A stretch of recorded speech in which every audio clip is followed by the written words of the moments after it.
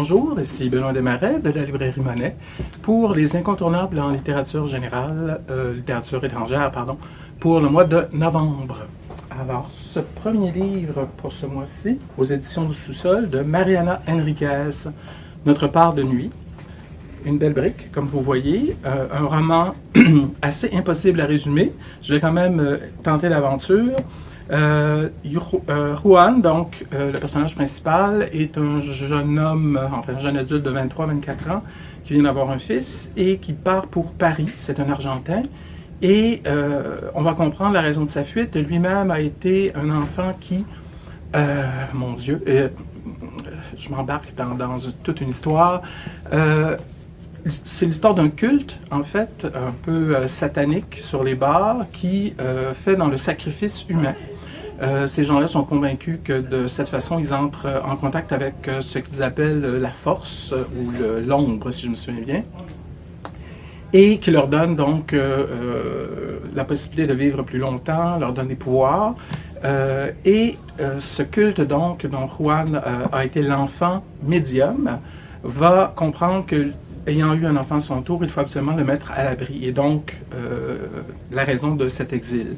On va bien sûr revenir dans son histoire à lui, et ça devient, ce roman aussi, l'occasion d'un genre de roman-somme sur la société argentine et sur les années de dictature, parce que pendant les années de dictature, ce culte va profiter de la disparition de dizaines de milliers d'Argentins qui sont jetés du haut des mers, du haut d'hélicoptères dans la mer, les gens qui s'opposaient à la dictature. Donc ce culte en profite pour faire disparaître, par la même occasion et pour leur sacrifice, des sans-abri, des Amérindiens, donc toutes les populations marginalisées, évidemment.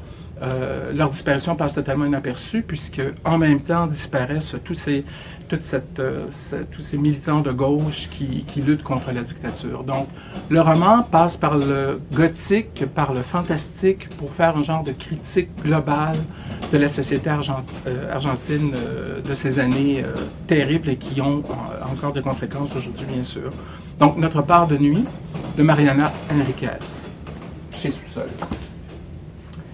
Le nouveau roman de Eiríkur Örn Nordahl, un écrivain islandais, ça s'intitule Troll, très dans l'air du temps. Vous vous rappelez peut-être de Nordahl pour son tout premier roman qui s'appelait Ilska, qui était absolument magnifique, d'un humour très très noir, humour que l'on retrouve dans celui-ci. On est vraiment dans l'air du temps. Hans Blair est un hermaphrodite qui, au fil des années, va choisir tantôt une identité, tantôt une autre, va refuser donc la binarité.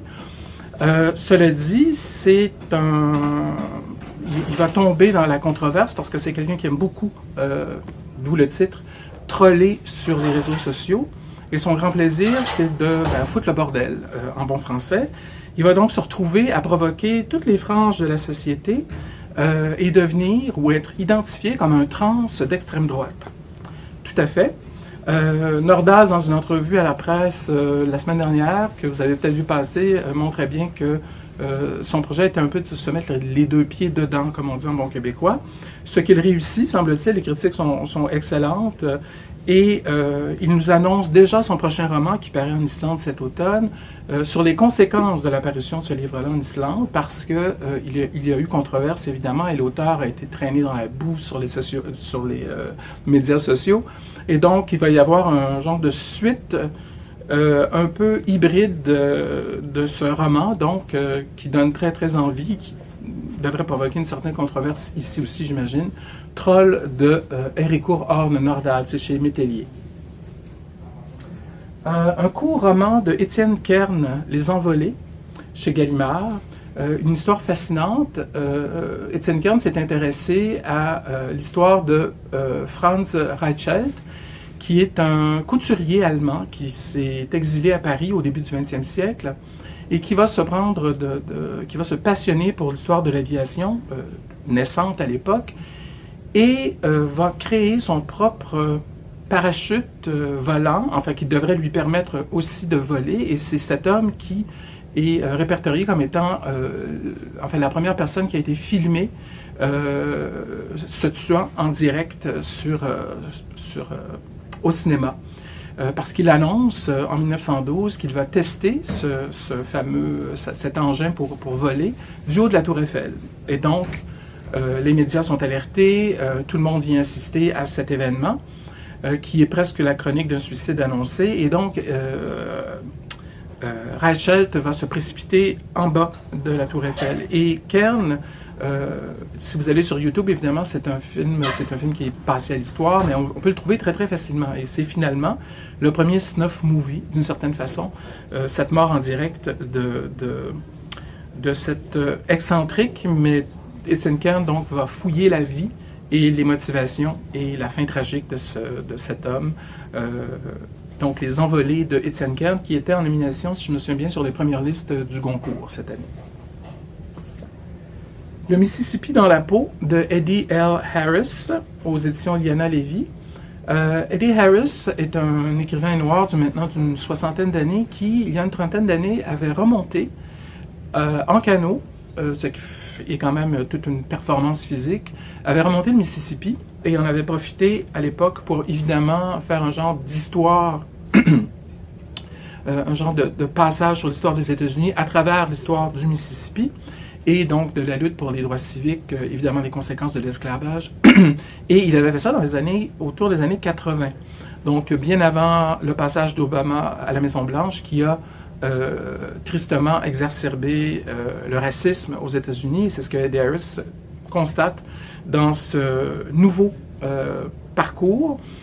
Il remonte toujours le Mississippi, mais 30 ans plus tard, et peut donc faire le parallèle sur ces 30 années passées. Est-ce que quelque chose a vraiment changé aux États-Unis ou si la situation s'est dégradée? Donc, Eddie Harris, le Mississippi dans la peau. Le nouveau roman de Jean Haglund, Apaiser nos tempêtes, oui, c'est celle qui avait écrit Dans la forêt, publié chez Gallmeister, tout comme celui-ci, il y a maintenant quand même 4 ans. C'était ce roman post-apocalyptique qui nous arrivait plusieurs années après la route de McCarthy, de Cormac McCarthy, mais qui, à mon sens, en tout cas à mon humble avis, était tout aussi fort que celui de McCarthy. Il avait été publié en 1996 en langue originale anglaise, et la traduction ne nous est donc parvenue qu'il y a 4 ans, et le roman non seulement était annonciateur de tout un type de littérature qui a pris les devants de la scène ces dernières années, mais il nage très, je dirais, au-dessus de la plupart d'eux, extrêmement original dans l'approche. Et ce n'est pas une écrivaine très prolifique, elle n'a écrit que 2 romans, celui-ci est paru au début des années 2000, et cette fois-ci, le thème en est fort différent, bien que ce soit de nouveau l'histoire de deux héroïnes, 2 femmes, l'une très jeune de 16 ans, l'autre qui en a 22-23, qui tombent toutes les 2 enceintes. Le roman se déroule en alternance avec les 2 personnages, donc au destin très différent. C'est un roman sur les déterminismes sociaux, les drames qui vont parsemer la vie de ces 2 femmes très différentes, donc l'une qui est artiste, l'autre qui vit sur l'assistance sociale, qui donc a son enfant à l'âge de 16 ans. Toutes les 2 vont donc vivre des drames et vers les 2 tiers du roman, leurs chemins vont se croiser et va changer considérablement le destin de ces 2 femmes. Donc, en lisant une entrevue de Jean Haglund, j'ai vraiment pensé aussi, dans son approche du sujet qui est vraiment au cœur du livre, c'est la maternité.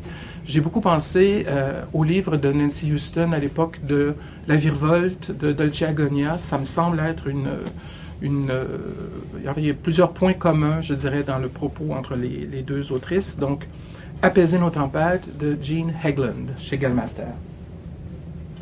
Petite sous-thématique autour de l'exil, du thème de l'exil, le nouveau roman de Leonardo Padura, Poussière dans le vent aux éditions Métellier. Padura, donc, qui s'est fait connaître comme auteur de romans policiers, auteur cubain, qui donc avait cette particularité de situer ses polars dans le contexte du régime castriste à Cuba. Ces dernières années, il a délaissé le roman policier et dans celui-ci, c'est un peu un roman-somme autour de la génération des Cubains qui sont nés avec l'arrivée de Castro, donc à la fin des années 50, et qui, toute leur enfance, et pendant leurs premières années dans l'âge adulte, ont beaucoup cru à la révolution castriste et en attendaient les dividendes annoncés année après année par Fidel et ses fidèles, et vont donc se retrouver en fin de trentaine en réalisant que finalement tout ça n'était vraiment qu'un rêve et que pour eux, la solution passe sans doute par l'exil. C'est un groupe d'une vingtaine de jeunes qui gravitent autour du personnage principal du roman, Clara, qui vit à New York. Et on va suivre toutes ces personnes dans ce roman, je vous disais que c'est un roman somme, sur la désillusion du envers le castrisme, envers les idéaux de jeunesse, et comment tous ces gens ont refait leur vie sans être vraiment capables d'y arriver dans leur nouveau lieu, de Tokyo à Toulouse, donc en passant par New York. Les conséquences de cet exil sur tous ces personnages. Donc, un roman choral de Padura, Poussière dans le vent.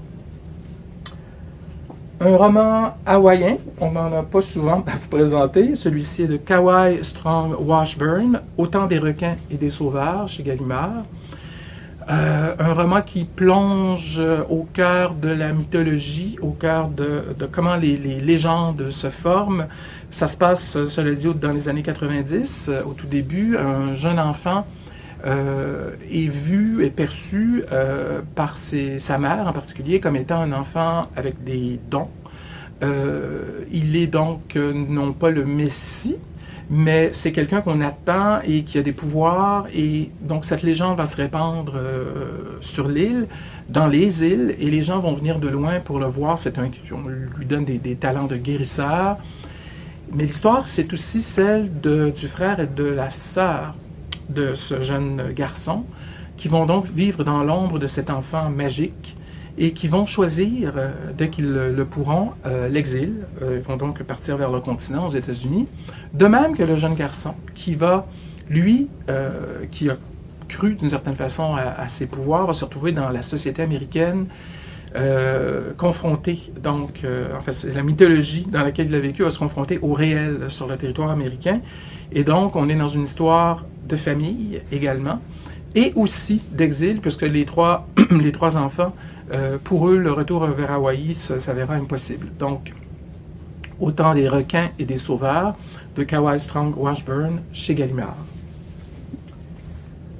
Cette fois-ci, c'est indiqué roman sur la couverture, mais on se dépêche de nous dire que dans ce roman, tout est vrai. Et en effet, le livre de Jérôme Chantrot, Bel-Hazard, aux éditions Phébus, c'est un peu, je pense qu'on pourrait plus le classer un peu comme l'inconnu, enfin le livre de Florence Aubenas paru il y a 2 mois, L'inconnu de la Poste, qui était plus un récit autour d'un événement réel. Jérôme Chantrot est un enseignant qui, donc, une année, a eu dans sa classe un adolescent tout à fait brillant, érudit, un genre de personnalité un peu excentrique également, collectionneur. Donc, il va passer une année à enseigner à ce jeune ado qui, quelques années plus tard, va se retrouver victime d'un fait divers. Il va se retrouver donc, il va être dans une intervention policière. Les 3 policiers donc vont le cerner.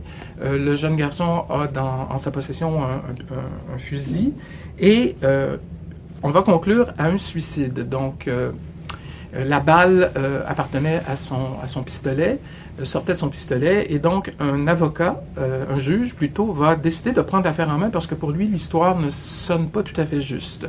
Donc il va aller enquêter et va en conclure dans son rapport que le suicide n'est pas crédible. Là-dessus, le juge se suicide. Un autre avocat va prendre va reprendre l'histoire et va lui aussi mourir. Et semble donc y avoir un genre de malédiction autour de cette histoire. Elle va donc rebondir. Chantrot va donc s'occuper à son tour d'essayer de retracer tous les faits autour de tout ça et va lui-même, dans le processus, divorcer, perdre sa maison. Il va donc perdre son éditeur aussi, le premier éditeur qui s'est intéressé au projet de livre. Donc il y a un parcours parallèle à l'écriture du roman, mais qui en fait partie également, tout à fait étonnant.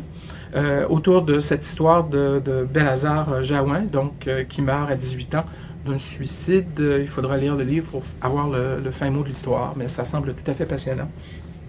Chez Phébus, donc, de Jérôme Chantreau. Le nouveau roman de François-Henri Désérable, Mon maître et mon vainqueur, chez Gallimard.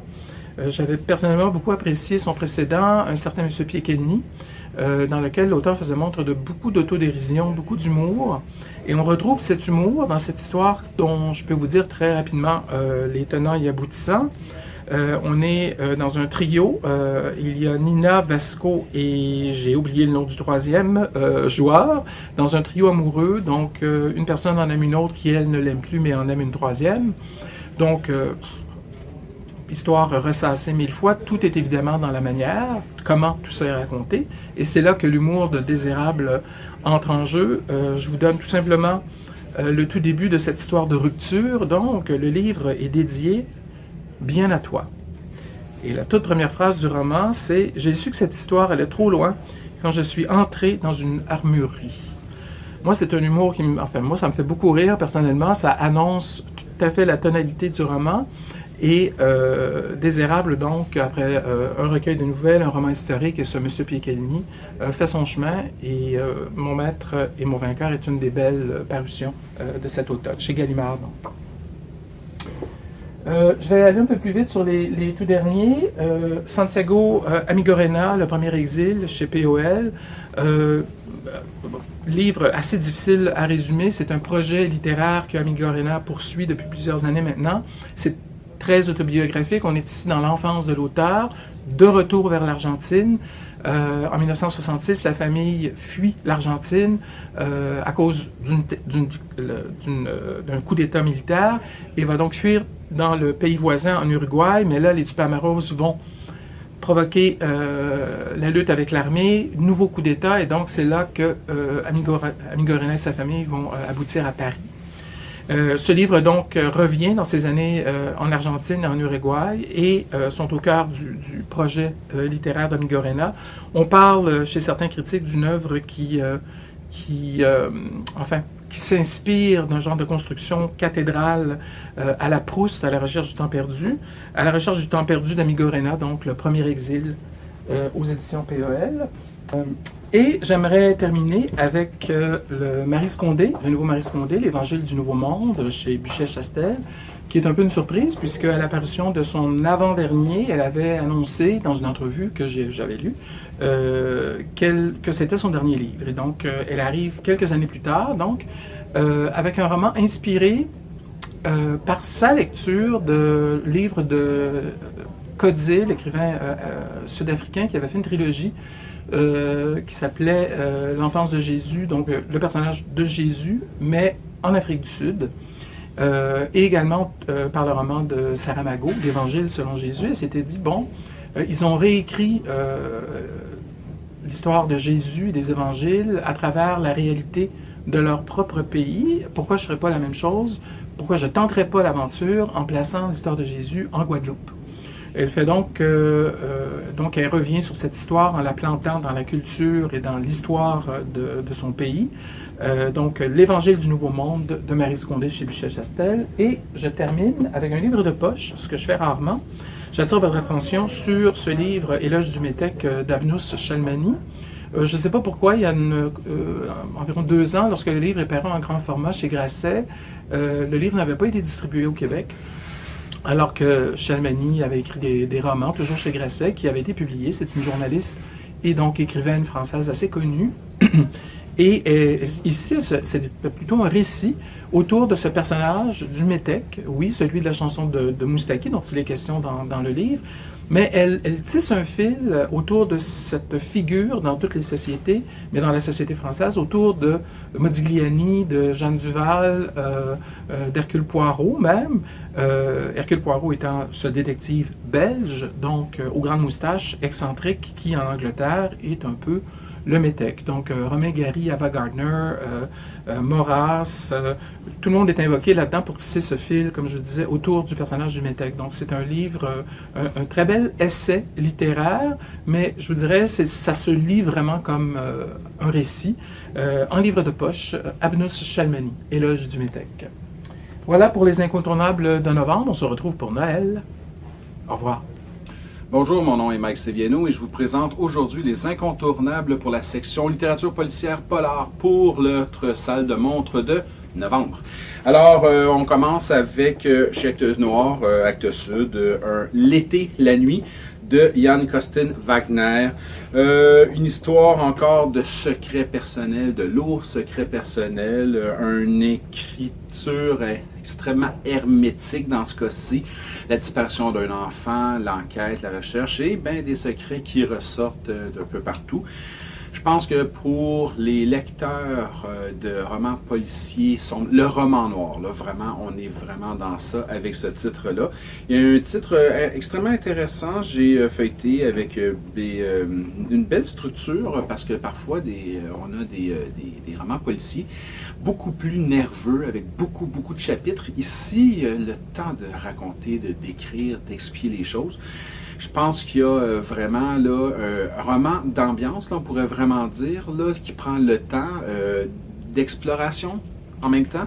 Quelqu'un qui va aimer prendre le plaisir, prendre le temps de lire avec L'été, la nuit. Je pense qu'on a quelque chose qui va rejoindre ça. C'est pas la haute tension, c'est vraiment l'attente, c'est vraiment le plaisir de lire tranquillement.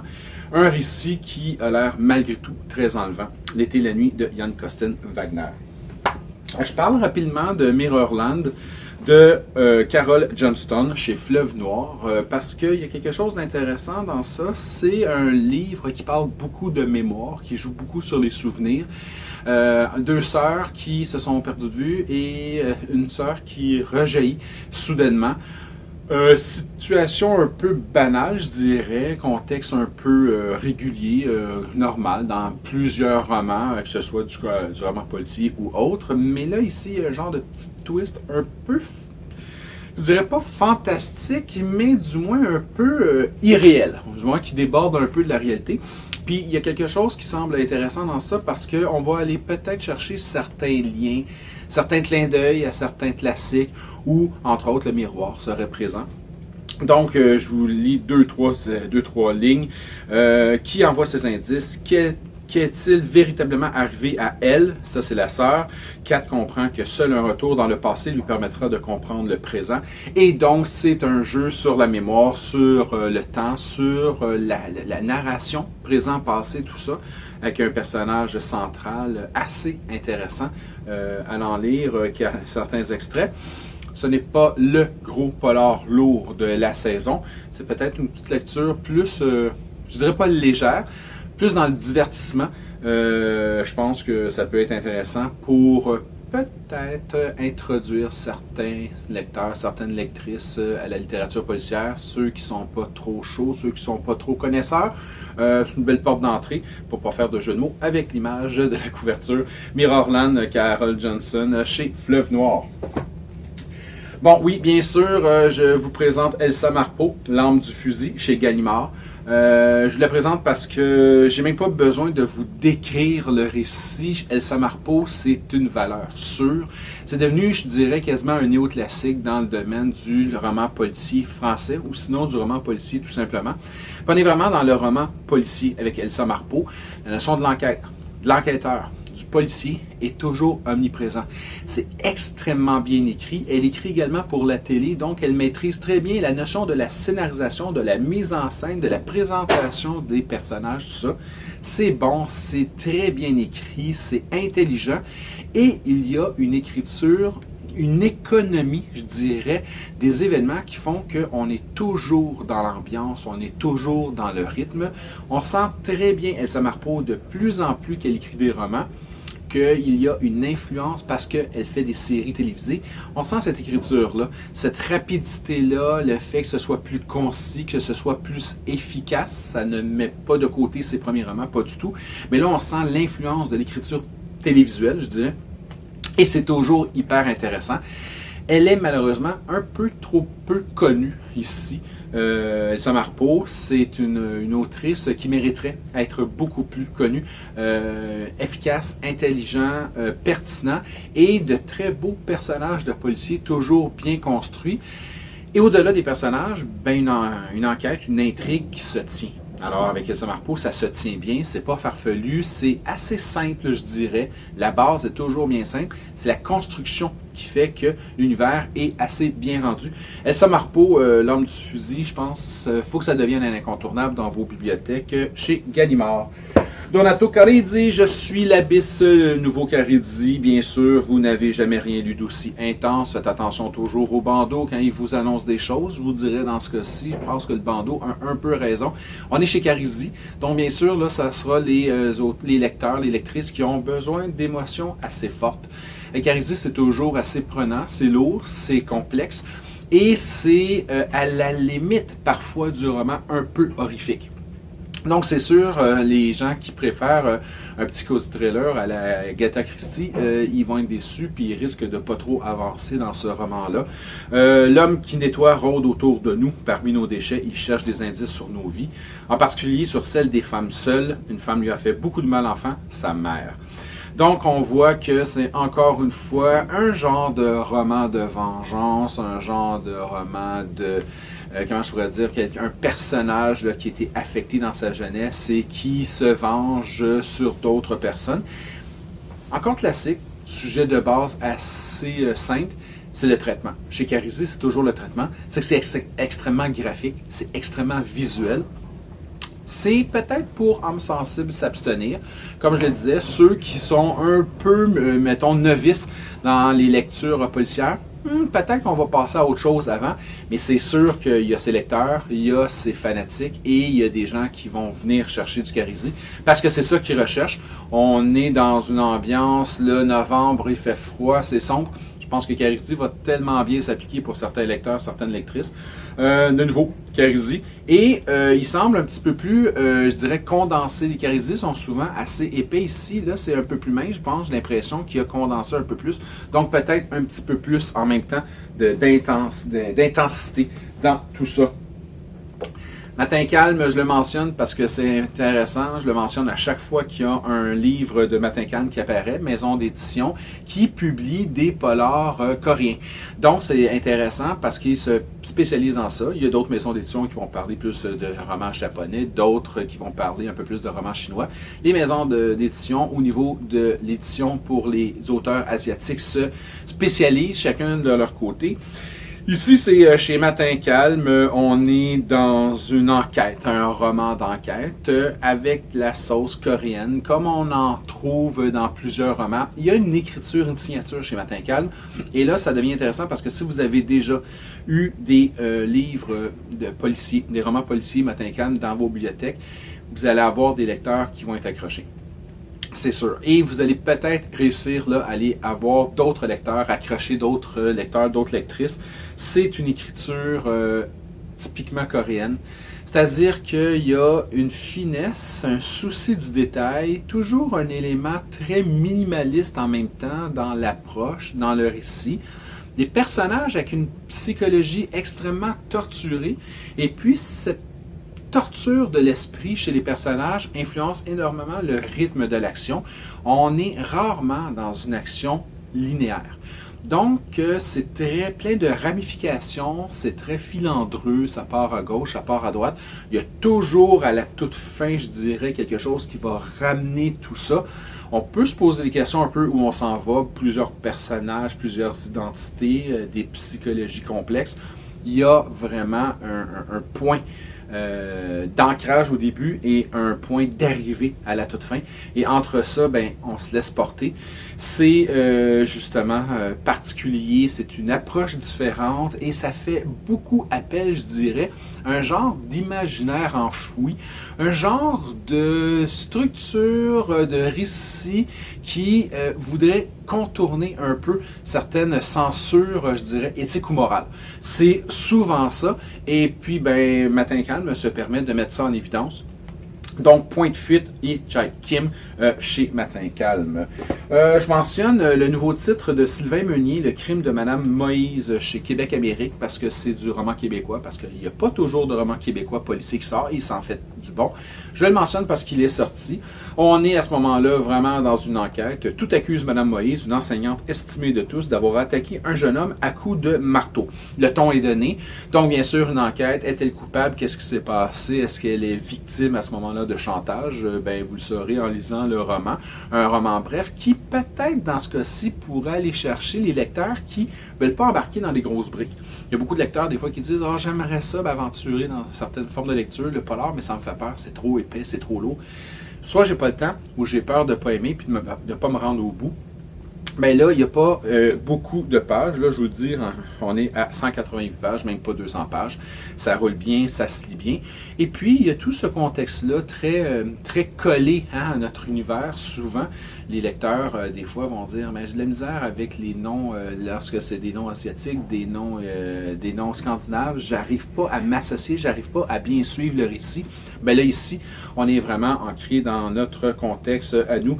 Donc, ça se passe à Montréal, la jeunesse montréalaise, tout ça. Beaucoup plus d'identification pour certains lecteurs. Possibilité à ce moment-là de mieux reconnaître et de mieux suivre le récit. Alors, Le crime de Madame Moïse de Sylvain Meunier chez Québec Amérique. On ne peut pas passer à côté du nouveau Guillaume Morissette, d'autant plus que c'est la suite de l'affaire Mélodie Cormier, Conduite dangereuse chez Guy Saint-Jean. Guillaume Morissette a fait ses preuves et continue à faire ses preuves. En termes de roman policier, au niveau de l'enquête, il se spécialise vraiment dans ça. Disparition, meurtre, suspense et enquête bien menée par un enquêteur, par la police, tout ça. Un inspecteur qui va vraiment remettre à jour l'identité, en fait, la cause de Mélodie Cormier, qui avait été entamée quelques romans auparavant, de la part de Guillaume Morissette. C'est un roman incontournable, je dirais. Il doit faire partie de votre bibliothèque également, parce que c'est du roman québécois, parce que c'est un beau, je dirais une bonne pointure dans l'écriture policière au Québec. C'est stable. À Guillaume Morissette, c'est stable. On a toujours, je vous dirais, le même univers. Donc, les gens qui vont commencer à lire du Guillaume Morissette, d'un Guillaume Morissette à l'autre, vont toujours se retrouver dans la même ambiance, dans un peu le même univers, cette notion de l'enquête. Les travers d'une enquête, les dessous également des processus au niveau des enquêtes policières, c'est mis en lumière. Toujours avec une certaine forme de finesse. Il n'arrive pas avec ses gros sabots. Il détaille tout ça. Guillaume Morissette met du temps à décrire les personnages, à démontrer un peu leur facette sociale, psychologique. Puis il ne met pas de côté non plus le récit qui est bien mené et qui est construit pour arriver vraiment à une fin toujours surprenante, bien finie. Souvent, on entend cette notion-là que les livres, les polars, la fin est décevante. Je pense que Guillaume Morissette prépare beaucoup ça pour ne pas décevoir ses lecteurs, ses lectrices. Conduite dangereuse, Guillaume Morissette, chez Guy Saint-Jean. Un Gallimard, roman chinois. Et je vais vous parler un peu de l'auteur parce que c'est tout simplement une histoire, ça se passe à Taïwan, puis c'est une histoire de cadavres, de disparition et d'enquête. Bon, assez banal. Mais Chang Kuo-li, le sniper, son wok et son fusil. On parle ici de Chang Kuo-li qui est né en 1955, longtemps rédacteur en chef du China Times Weekly et l'auteur d'une trentaine de livres, dont plusieurs ont été adaptés à l'écran. C'est ce qui est intéressant quand on découvre des auteurs étrangers, une trentaine de livres. Je pense qu'on n'en a pas eu beaucoup, nous, traduits, alors on va le découvrir, bien sûr. Linguiste, historien, poète et dramaturge. Il est également critique gastronomique. Bon, le sniper, son wok et son fusil. Et le premier titre d'une série apparaître à la série noire. Et là, ça veut dire que si vous avez des lecteurs qui aiment ça, vous allez créer de l'attente et il va y avoir à ce moment-là, parce qu'il y a une suite qui s'en vient. J'ai comme l'impression qu'il y a des gens qui vont aimer ça, c'est intéressant, c'est original. Il y a dans l'écriture chinoise, chez les polars chinois, un petit quelque chose humoristique, un petit ton, un sarcasme qui transparaît beaucoup. On a l'impression que les auteurs en profitent un peu des fois pour critiquer la société, puis par le biais de personnages, de situations, ils peuvent se le permettre. On ne critique pas directement la société, on ne peut pas. Donc ici, il y a quelque chose de différent qui vient à ce moment-là, qui résonne un peu dans l'écriture. Donc ce sarcasme-là, cet humour-là, qui semble bien apparent dans ce roman-là, et qui est appelé comme étant une série de romans. Je pense qu'on va avoir là, la naissance d'un personnage ou de personnages, de certains personnages qui vont avoir une certaine vie à travers une série de livres. Le sniper, son wok et son fusil, un genre de polar gastronomique, pour ceux qui ont faim, là, ceux qui sont mis en appétit par le roman policier. Voici une belle sélection de Cheng Ko Lee aux éditions Série Noire. Chez Gallimard dans la collection Série Noire. Oui, il faut en parler, bien sûr. Le nouveau Martin Michaud, jusqu'au dernier cri, il vient tout juste d'arriver. Ça semble être du Martin Michaud tout craché. Hein? Dans une mine de Matagami, un homme retient 8 otages après une transaction de drogue qui a mal tourné. Il se retrouve catapulté sur les traces de l'auteur d'un triple meurtre.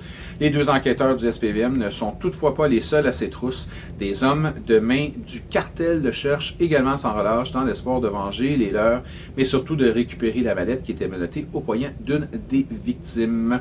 Chasse à l'homme effréné dans les territoires enneigés, encore une fois bien ancré dans notre contexte. C'est un nouveau Victor Lessard. Donc, pour les lecteurs qui connaissent bien Martin Michaud, pour les gens qui ont regardé la série à la télé, je pense nécessairement que c'est un incontournable. Il faut que vous l'ayez dans vos bibliothèques parce que les gens vont vous le demander. Le nouveau Michaud est sorti, il est là. Donc, il y a des gens qui vont vouloir le lire, des gens qui vont vouloir le suivre encore. Puis ça semble être parti avec un feu roulant d'action, là, vraiment à 100 km/h directement. Dans ce beau paysage-là, puis il y a plein de choses qui semblent se passer dans ça. Je pense que c'est un incontournable. Pour vos lecteurs, jusqu'au dernier cri, Martin Michaud, on est chez Libre Expression. Puis je termine avec l'OVNI. Il y a toujours un OVNI qui apparaît quelque part dans la littérature policière à tous les mois. Je vous le présente, lui, c'est Federico Axat. C'est un Espagnol, le promontoire du reptile chez Calman Levy. Et je dois vous lire parce que ça va vous donner vraiment le ton. En se réveillant dans son salon, John Brenner, ancien alcoolique, découvre à côté de lui le cadavre d'une jeune femme tuée par balle, une bouteille de vodka et le pistolet de son père. Même si tout l'accuse, il en est certain, il n'a pas tué cet inconnu. Pire encore, le temps que John sort de chez lui pour retrouver son calme, le corps de toute trace du crime disparaissent. Le corps et toute trace du crime disparaissent. Est-il victime d'une hallucination? S'est-il remis à boire? Et quelle est cette amnésie dont il est atteint et qui l'empêche de se souvenir des événements de la veille? Alors voilà. C'est l'Opossum Rose que lui avait écrit il y a quelques années, qui était, mais vraiment, lui également, un ovni, qui était un type d'écriture particulier. C'était original, mais c'était littéralement champ gauche. J'ai l'impression qu'on retrouve le même ton, le même style. Là, ici, on a une signature.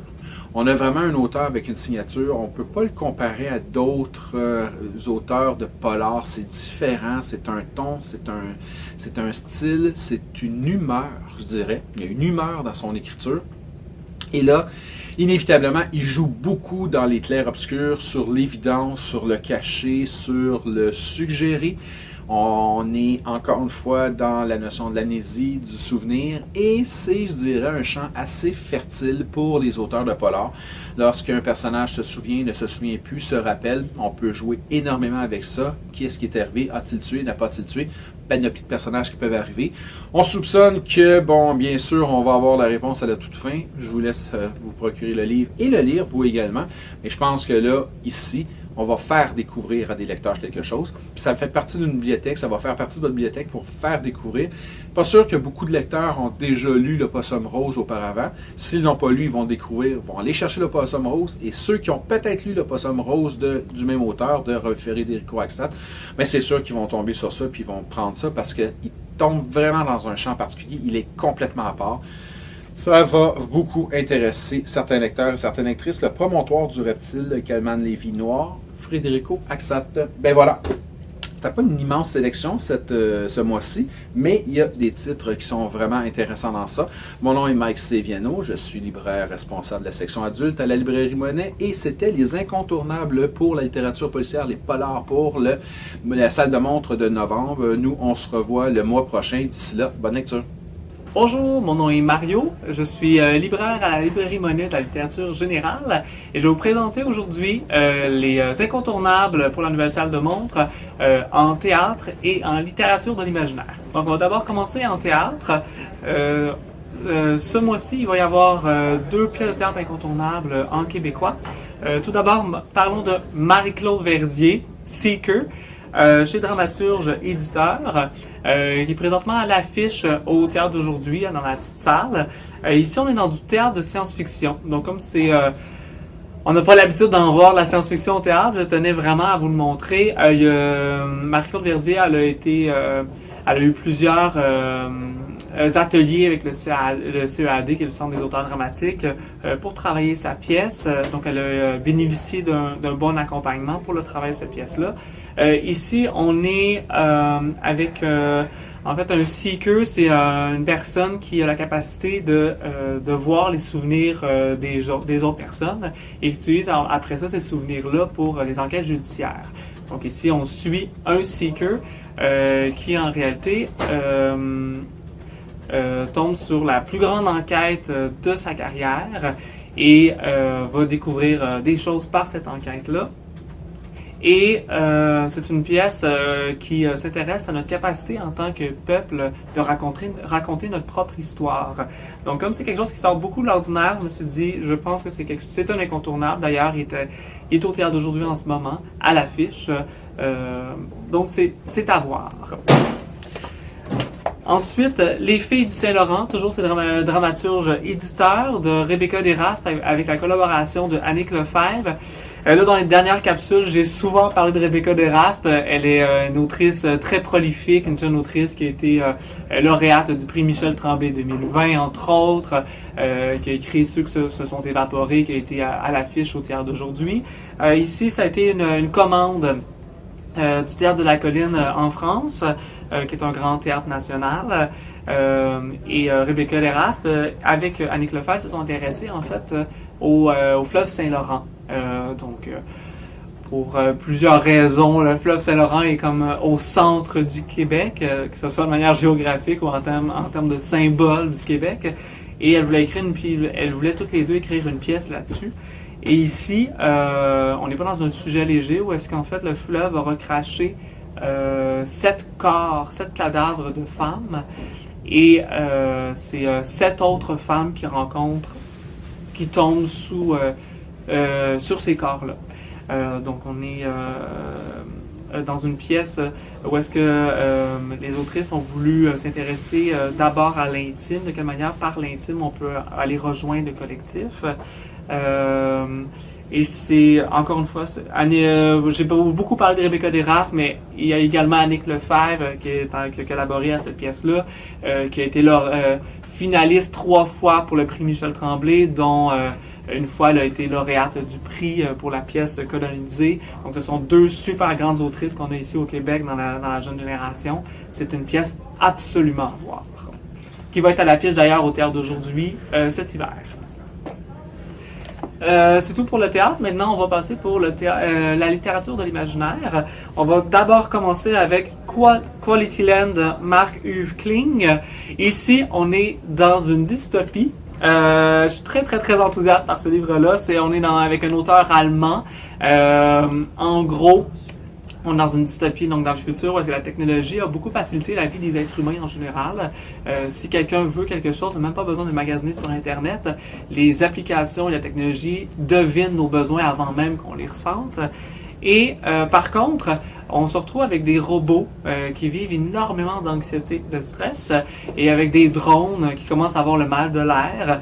Donc on est dans une dystopie où est-ce que les robots sont de plus en plus humains, et les êtres humains de plus en plus froids.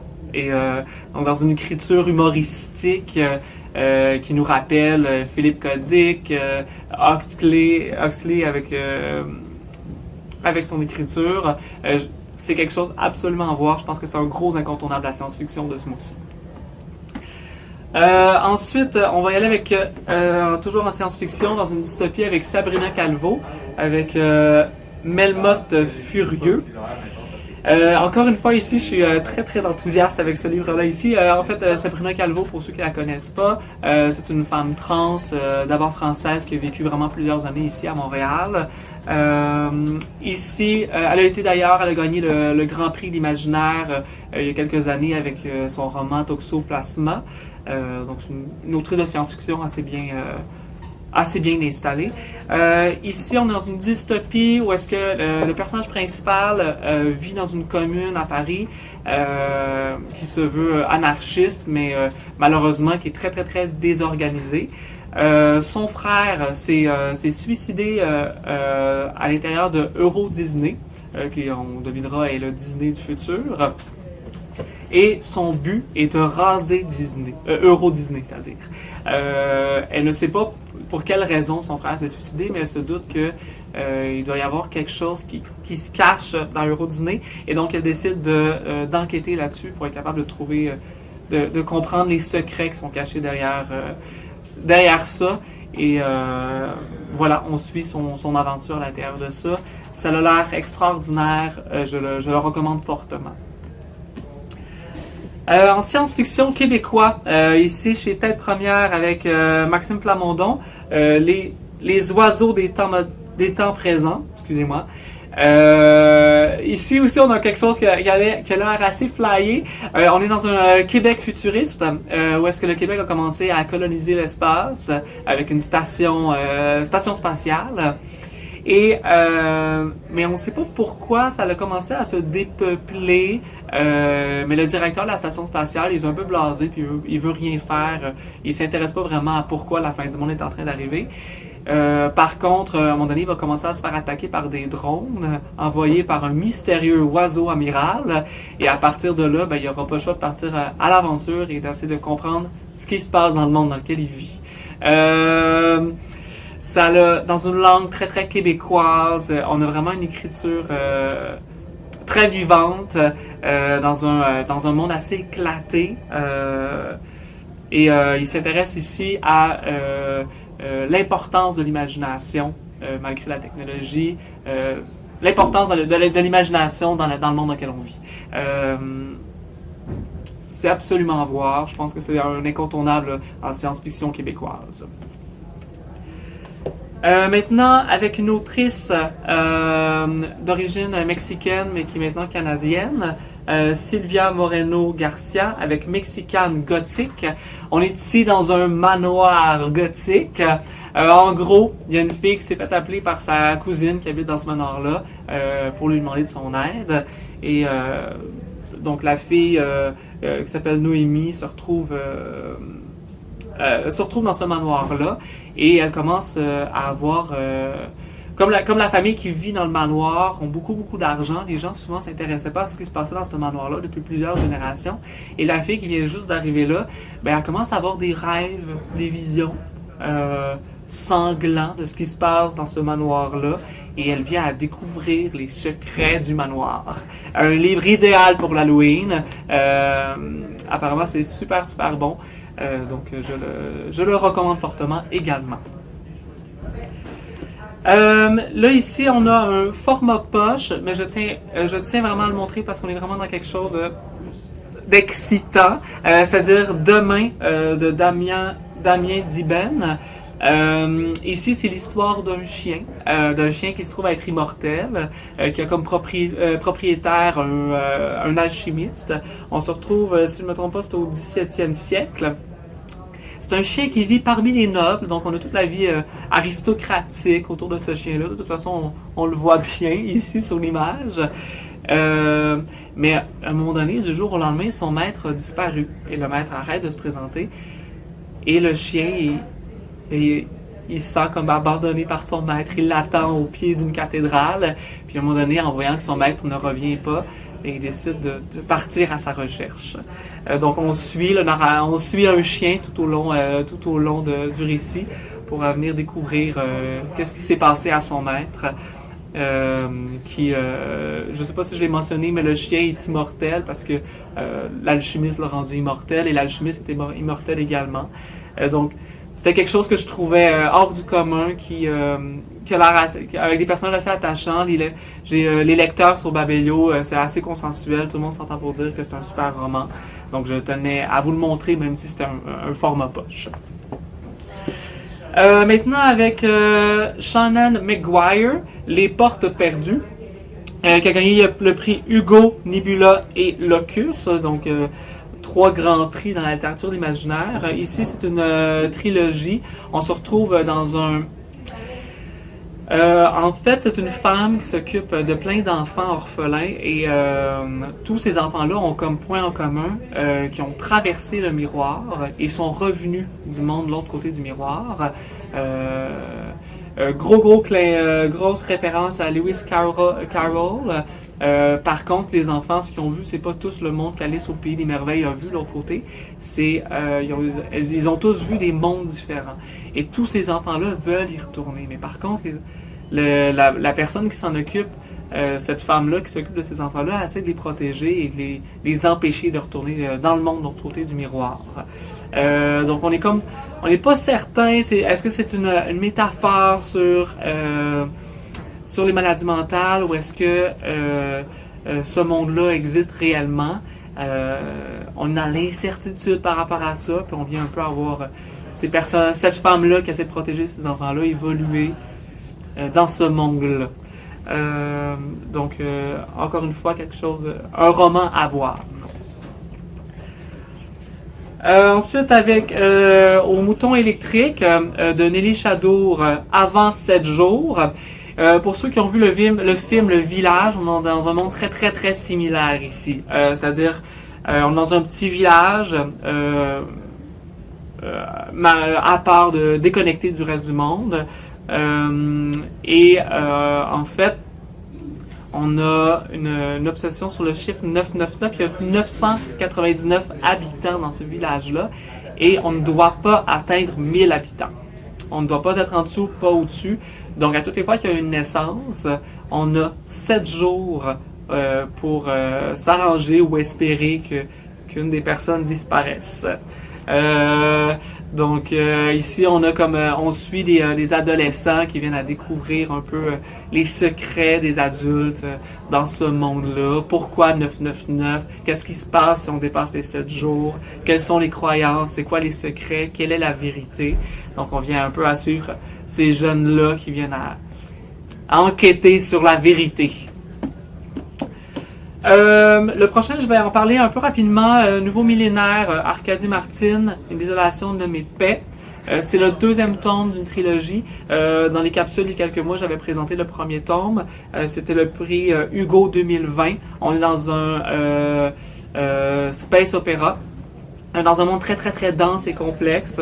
L'autrice qui a écrit le livre, la trilogie, elle a étudié, en fait, elle est docteure en histoire byzantine et arménienne. Donc, c'est une autrice. Elle a pris, dans cet univers-là, elle a créé, pour ceux qui n'ont pas vu la capsule, lorsque j'en parlais, je vous fais un petit rappel.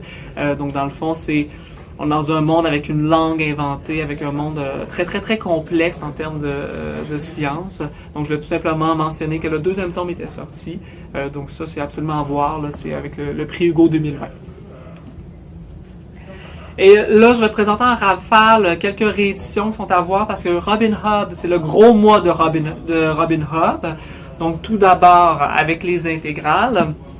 L'intégrale Le Fou et l'Assassin, l'intégrale 1. Donc, j'ai commencé à présenter tous les romans de l'Assassin Royal dans des intégrales. Comme c'est un format qui est assez je crois, pratique pour les bibliothèques. Puis que Robin Hood, c'est un must de la fantasy. Donc ici, on est dans l'Assassin, Le Fou et l'Assassin, qui est le 3e cycle, qui regroupe les premiers tomes du Fou et l'Assassin.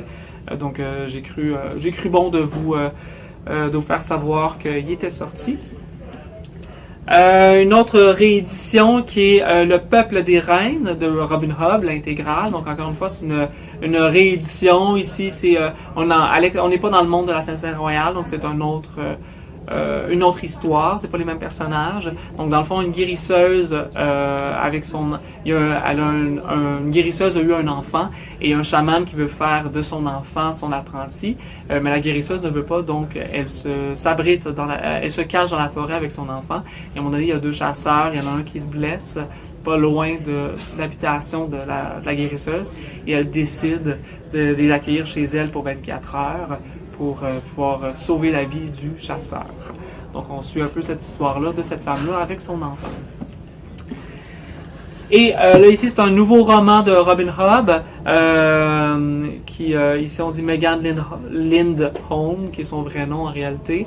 C'est en fait son récit écrit à 4 mains avec Stephen Bruce. C'est la deuxième fois qu'ils font l'exercice d'écrire un roman à 4 mains.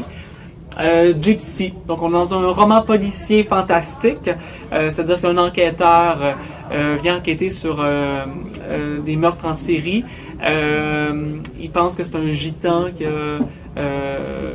est le tueur, mais par contre, le gitan est amnésique et à un moment donné, il se rend compte que finalement, c'est pas le gitan le tueur et il se rend compte que c'est son seul allié, c'est la seule personne qui va pouvoir lui apporter des indices pour pouvoir enquêter là-dessus et il vient enquêter dans les souterrains pour essayer de trouver la personne maléfique qui tue ces gens. Comme vous aurez compris, là, avec Robin Hobb, c'est un incontournable, bien entendu.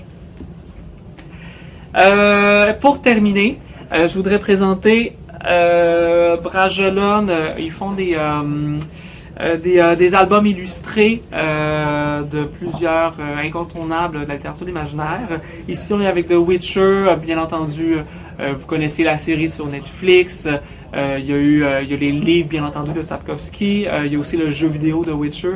Donc, il y a eu beaucoup de succès auprès autant des lecteurs que des joueurs de jeux vidéo ou des amateurs de séries. Donc là, c'est une adaptation, en fait, d'une nouvelle qui figure dans le premier tome des livres. C'est la dernière nouvelle du premier tome qui a été illustrée. Donc la rencontre entre un illustrateur et l'auteur. Je vous montre quelques images rapidement, là, juste pour que vous puissiez voir de quoi ça a l'air. Et c'est des images magnifiques. Donc si les albums illustrés vous intéressent, je crois que c'est un incontournable. On est avec un grand auteur de la littérature fantasy. Donc c'est tout pour mes incontournables pour la littérature d'imaginaire et pour le théâtre. Je vous souhaite bonne délibération pour décider parmi tous ces livres et je vous souhaite à la prochaine. Bonjour, mon nom est Stéphanie, je suis libraire à la librairie Monet et aujourd'hui je vous présente mes incontournables en littérature québécoise du mois de novembre. Je débute avec Highlands de Fanny Demel, qui en est à son 3e roman cette année. Dans celui-ci, on fait la connaissance de 3 personnages qui vont se rendre en Écosse pour s'intéresser à une montagne en particulier, puis elles ont chacun un but différent. Un des premiers personnages fuit un conjoint violent. Le second va présenter une thèse de doctorat là-bas. Et enfin, le troisième va aller répandre les cendres de sa fille et de sa mère au sommet de la montagne. Donc, jusqu'ici, les 3 personnages n'ont rien en commun, mais vont être liés par un destin que je ne peux pas vous révéler. Puis, vont avoir à tour de rôle des apparitions, des visions, donc vont être témoins de phénomènes surnaturels. C'est ce qui est vraiment intéressant avec ce roman-là, je trouve. Puis, il y a une fin vraiment inattendue. Donc, je ne pouvais pas passer à côté, surtout que c'est une de mes autrices préférées. Alors, je vous recommande Highlands. Je poursuis avec Après Céleste de Maude Neveu-Villeneuve aux éditions de ta mère. Encore une fois, une autrice que j'aime beaucoup. Elle en est à son 3e roman. Et dans celui-ci, elle aborde le sujet plutôt tabou du deuil périnatal. On suit le personnage de Dolores qui, suite au décès de son 2e enfant, va retourner dans le bungalow de son enfance, dans son village d'enfance, pour tenter de faire son deuil. Et par le fait même, elle va reprendre contact avec son ancienne gardienne, qui est maintenant beaucoup plus âgée qu'elle, et va aussi rencontrer une voisine, une petite fille, avec laquelle elle va se lier d'amitié. Donc, ça va être un trio plutôt inséparable que ça va former. Puis, on pourrait penser que c'est plutôt cliché là, de créer un trio sous différentes générations, mais Maude Neveu-Villeneuve l'aborde vraiment de manière très sensible. On compare même son écriture à sa plume, c'est-à-dire à celle de Fanny Britt, pardon. Et donc, voilà, c'est un roman que je conseille aussi fortement. Ensuite, je ne pouvais pas passer à côté du nouveau roman de Francine Ruel, Le promeneur de chèvres. dans lequel l'autrice souhaitait aborder la transmission des savoirs. Elle trouve important qu'on accorde de l'importance au savoir des personnes âgées. Alors, elle a mis en scène deux personnages, celui d'un grand-père avec son petit-fils Gilles, qui se retrouve dans une situation plutôt précaire et va aller se réfugier donc chez son grand-père, pour lequel il est d'abord méfiant, a quelques préjugés, mais il va évidemment se lier avec lui d'amitié et va surtout écouter ses conseils et apprendre aussi à guider, donc à promener les chèvres comme son grand-père le fait. Alors voilà, c'est un roman sur la passation des savoirs et je trouve que c'est un sujet très intéressant aussi, donc je vous le recommande. Ensuite, l'horizon des événements de Biz. Dans celui-ci, l'auteur voulait aborder un sujet qui le préoccupe beaucoup, celui de la censure à l'université.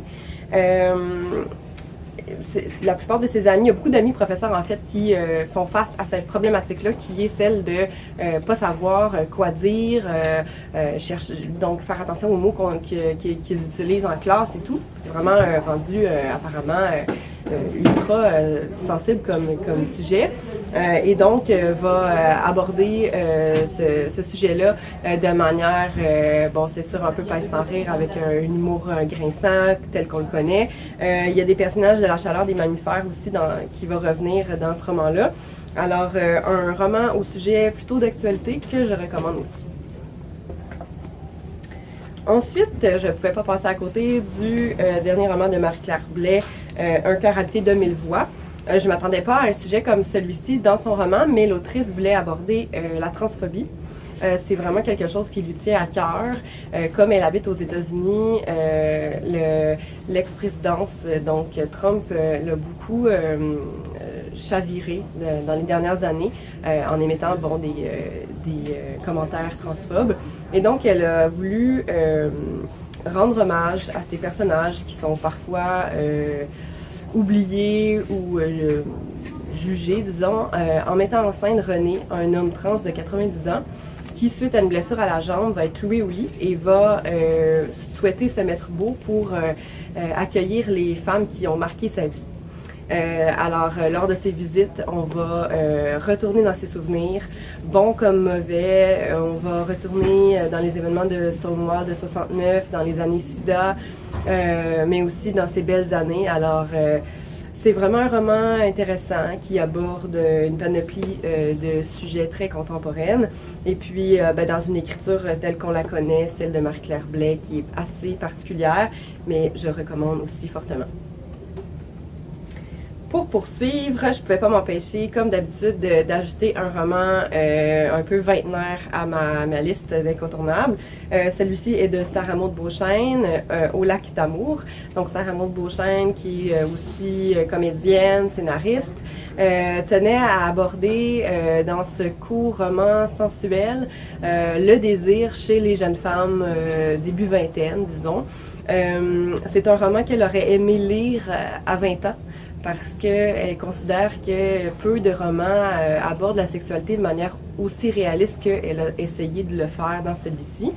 On suit le personnage de Joséphine qui retourne travailler au domaine d'amour pendant un été et qui va reprendre contact avec 3 amis d'enfance, les frères d'amour. Et va vivre une sexualité assumée, débridée, va vivre de ses impulsivités, puis l'assume à 100%, et c'est ce qui est agréable de lire dans ce roman-là. Alors voilà, c'est rafraîchissant et je le conseille pour les journées où il va neiger un petit peu, puis ça va être le fun de lire quelque chose de léger qui nous transporte l'été. Ensuite, pour poursuivre avec une thématique un peu féministe, Magané, sous la direction donc de Vanessa Courville, un collectif qui rassemble 9 nouvelles écrites par des autrices de renom comme Marie-Pierre Lafontaine, Fanny Demeule, va aborder la fatigue au féminin sous toutes sortes d'angles, que ce soit autant l'éco-anxiété que la place invisible qu'occupent les femmes sur la place publique ou bien encore la maternité tardive. On retrouve dans ces courtes nouvelles-là toute une vulnérabilité. Puis je trouvais ça super intéressant d'aborder la fatigue au féminin. Alors voilà, je le conseille. Je poursuis avec un roman important, puisque très populaire depuis sa parution, 1000 secrets, 1000 dangers d'Alain Farah. Ça fait 8 ans qu'Alain Farah n'avait pas publié. Il était en train d'écrire ce roman-là qui lui a pris donc 8 ans. C'est une autofiction dans laquelle il fait un peu le tour des grands sujets qui l'ont marqué dans sa vie. Par exemple, la problématique de ses origines. Il a été, je dirais, raciste envers lui-même, il le dit ouvertement, et ça lui a pris du temps avant d'accepter d'où il vient. Il aborde ça, entre autres, dans ce roman-là. Il aborde aussi la relation plutôt conflictuelle qu'avaient ses parents ensemble, la relation amoureuse. Il va reparler aussi des bons souvenirs de sa vie, comme son mariage, la journée de son mariage, qu'il va raconter de manière très anecdotique. Donc, c'est un roman assez dense qui contient beaucoup, mais qui aborde toutes sortes de sujets très actuels. Et je pense qu'on ne pouvait pas passer à côté. Nous, ici, on pense aussi qu'il va peut-être faire partie de la liste des finalistes des prix des libraires l'an prochain. Donc, à surveiller sans doute.